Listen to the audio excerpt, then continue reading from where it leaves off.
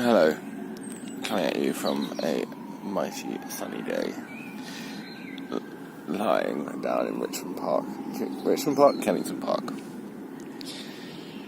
And I gotta say that life's feeling pretty sweet right now.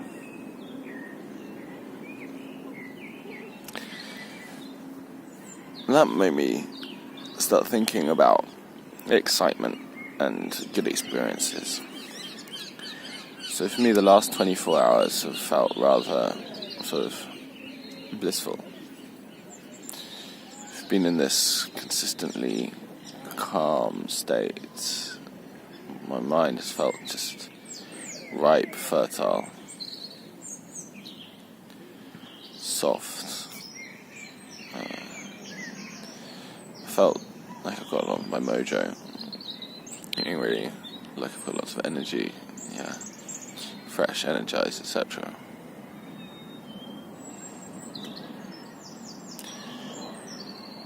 Having experiences like this makes one liable to think, oh, I've found the answer, I've got it, I've worked it out. What happens when we have good experiences? By we, I mean I, but I've got a feeling it might be more of a we.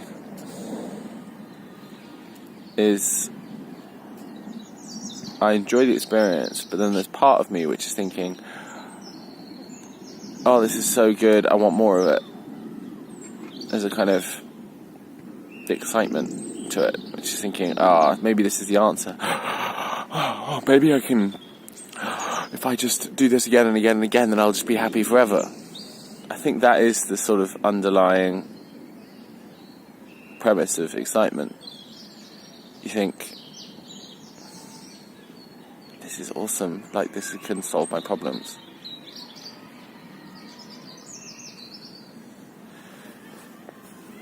This way of thinking about things is clearly misguided, however, because if history tells you anything, it's that it won't last. This feeling won't last. If you try to replicate it by repeating the steps that led up to it, inherent in that trying to create it is a sense of wanting to get somewhere. Rips you out of the present moment, and it usually ends in tears.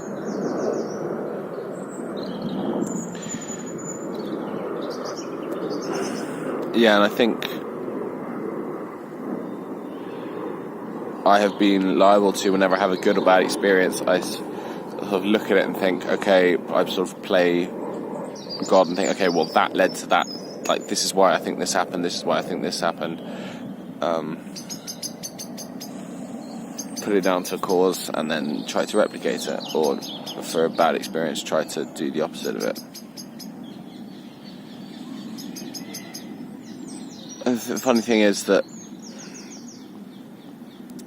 when you look at a good experience, you're like, oh, it was because of this, right? So, for example, last 24 hours, I could say, oh, it was because I didn't overdo it, and I meditated a lot. But then equally, you could put down other causes, such as, oh, that's like the weather's been kind of nice, or I went to a nice Buddhist center yesterday and there was a nice vibe there, or I'm looking forward to seeing my friend Leo, or saw some good hip-hop on Friday, and I had an afterglow of that. Or I've started ketogenic dieting, or maybe that's improved my mood, or, that kind of shit. Literally, there's so many different things that can go into it, but then equally at the same time, if I could easily have been in a bad mood, and then I could have looked at my last few days and thought, okay, well, maybe I was up late on Friday. I had a bit of a decaf coffee, which has a little bit of caffeine. I'm so sensitive to it, and I could have been hungover from that. I've spent too much time in London recently, yada yada yada. So it's like, whatever happens, you can come up with quite plausible stories for why it happened. You sort of backwards rationalise I think doing this is to dirty the experience, really, and to try to play God. To try to think, okay, I'm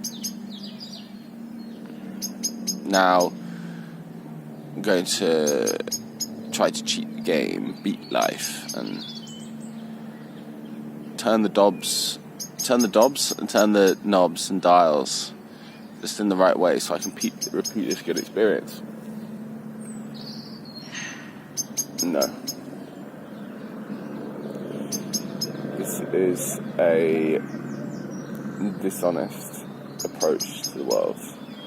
And that's not to say that causes don't have effects. I mean, there are certainly things which cause harm which don't.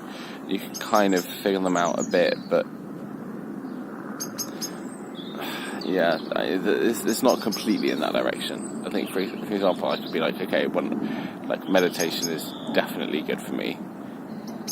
Definitely tends me towards happiness.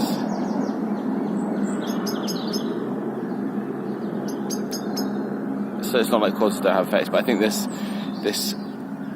idea of excitement and trying to recreate experiences is not healthy, and it also in some ways ruins the experience. I think this excitement leads to disappointment when you try to recreate the same thing and it doesn't work. There's no two moments are the same.